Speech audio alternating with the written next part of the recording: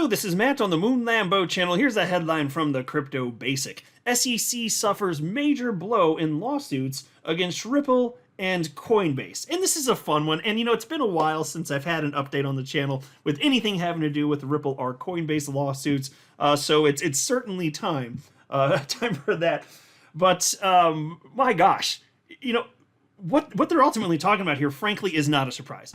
And it's funny because one of the top people spearheading efforts against Coinbase and against Ripple no longer wants to work with Gary Gensler. Completely changed their tune on the the credibility of crypto. It's so gung ho on it now. Absolutely going to be working to to that end at this new firm.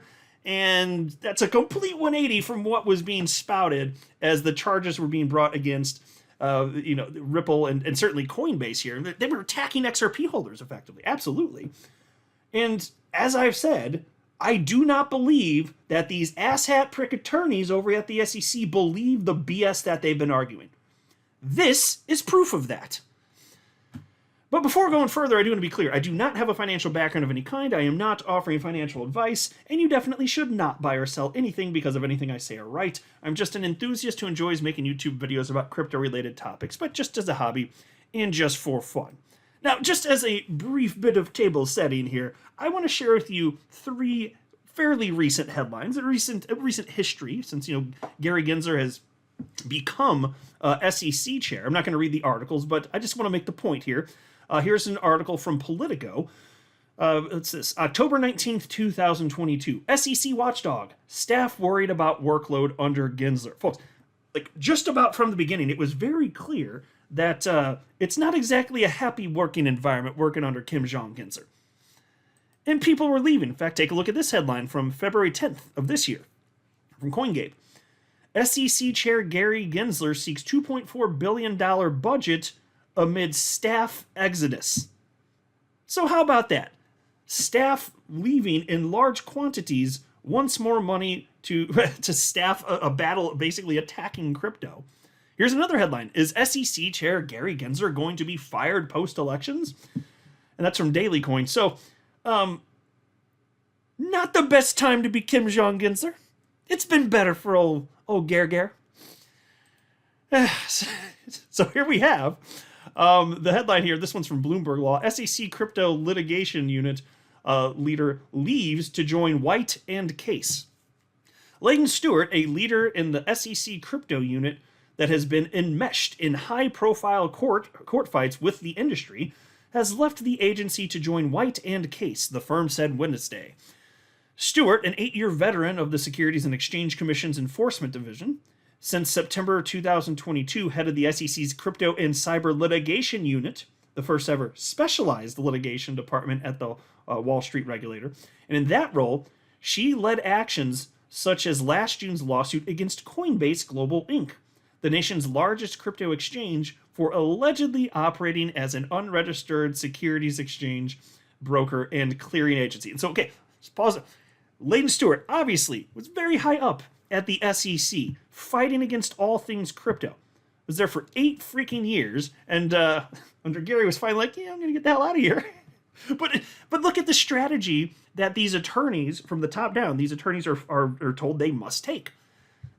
I think a lot of them, they're in these positions where they're told they must argue so-and-so, but I still blame them because I still believe that they're arguing stuff that they have to know is not true, and they just do it anyway. And it's so disgusting. It's not like a little fib here or there trying to make the best case they can in good faith. It's horrendous, outrageous misrepresentations, lies, obviously not operating in good faith, all that, arbitrary and capricious, you've heard all the stuff from the judges in various cases. That's what it's been. That's why we have a problem with this. And so Leighton Stewart out. And wait till I share with you the quote from good old Leighton Stewart. Anyway, peace continues. She was also a member of the SEC team engaged in a protracted fight with the digital payments company Ripple over whether its XRP token is an unregistered security. A New York federal judge last year ruled that Ripple's XRP token is not a security when sold to the general public, which the industry touted as a victory. The SEC, whose chair, Gary Gensler, has held that most digital tokens are securities, has moved to appeal the ruling. Yeah, and so there was obviously that push for an interlocutory appeal, which didn't go through. And I'll go ahead and assume that Justin Weiss doesn't understand that it's completely wrong to label XRP as Ripple's XRP, because a lot of times when it's these major, these major publications, outlets like Bloomberg, I think a lot of the times these people are writing about crypto, they are way out of their depths. They really are. So I get more frustrated when I see Ripple's XRP, it listed as that with crypto media outlets. Those people should know better. And really, I know mainstream media should know better, but it's one of the, like, I don't think that is an indication that they're acting like tribal Bitcoin maxis, which is what I typically wonder if I see it in crypto media. But anyway, it is what it is. Anyway, so piece continues. Stewart, who will remain in the firm's white-collar defense group, said in an interview that she plans to develop a crypto and cyber defense practice at White & Case. And here's the quote from Leighton Stewart, formerly with the SEC. Crypto is here to stay. That's become very clear with the launch of a slew of Bitcoin exchange-traded funds. Given the complexity and the turbulent enforcement arena, legal questions surrounding crypto are going to be at the forefront for some time, end quote. Okay, so Leighton Stewart, formerly with the SEC, attacking crypto, obviously against, she's running basically what was the line of the SEC, what it has been, right? So against Ripple, against Coinbase, leading the charge against Coinbase, all this and that, everything's wrong. And again, the argument's so outrageous, it's hard to believe that anybody believes it, because I don't think she's stupid. I just think these are bad people on the whole. And here, she's saying, crypto is here to stay. Oh, is that right? Now you believe it after you were attacking it, harming everyday people. Now you're saying crypto's here to stay. So it's a good thing then, right? And it's just the reason she says it's here to stay because of Bitcoin exchange traded funds. What, did something fundamentally change about Bitcoin? And now because the SEC has approved it, now it's just a completely different product and everything's fine? This doesn't make any logical sense, but this is the type of craft that we are supposed to believe. John Deaton's Crypto Law Organization highlighted the story as well and wrote the following. The top SEC anti-crypto attorney who played a role in many of the commission's disastrous motions and hearings in the Ripple case, remember the attorney-client privilege argument to hide the Hinman documents, has defected to a Wall Street law firm. Now says crypto is here to stay. That's right. Do you remember all those bogus arguments, though? That's her. That's her. Attorney-client privilege crap. I mean, it's just the most audacious thing. Remember Bill Hinman? So, at the SEC, like one of the most high-up guys, he had attorney-client privileges with the attorneys that he was working with, like as coworkers. It was just like the stupidest crap. That's the genius level stuff that we were working. So again, they clearly didn't believe the stuff that they were saying. They were just saying it. Because reasons, folks. Because reasons. And I want to mention this too. I'm not going to spend much time on this, but I had to mention this since it's, we're talking about, big government agencies saying crap that they can't actually believe, right? Look at this headline. Bitcoin worth zero, says ECB. The European Central Bank recently published a blog post cynically arguing that the fair value of Bitcoin is still zero despite the wildly successful launch of Bitcoin ETFs, into which investors have poured billions of dollars, and Bitcoin breaking $1 trillion in market capitalization. And folks, I gotta say, it is funny, whether you're a big fan of Bitcoin or not. And I like it. I'm not excited about it really, but I've been holding it since 2017. But it has over a $1 trillion market cap, and they're saying it's worth $0. Might you be biased much? Maybe is it in your interest, you believe, European Central Bank to deliver this false narrative and lie to people? Because it is a lie, obviously. Piece continues.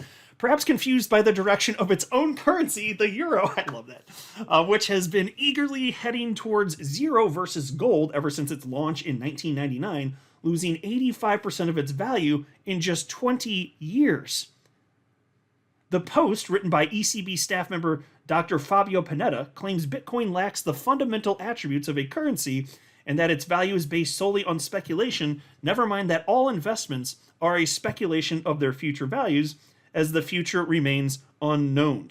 Panetta argues that Bitcoin's value is not anchored to any tangible economic good or service, and falsely claims its supply is not fixed, but can be changed by a decentralized network of computers. This is patently false, and can be verified in the Bitcoin design within the white paper and also within the code. And, there's so many arguments. It's You know, another thing that you see, this one always makes me laugh too. These are BS arguments. Bitcoin, or pick your crypto, insert cryptocurrency here. You know, but we'll say Bitcoin. Bitcoin, it's not worth anything because it doesn't it doesn't offer dividends. And I when I hear that argument, it's just audible sigh moment, face palm, eye roll. I just think so. Bitcoin, it's worth $0 because you don't get any sort of dividends. It's like, if you are saying that with a straight face, oh my God, you were horrifically using an incorrect valuation model to determine what the actual value of Bitcoin is.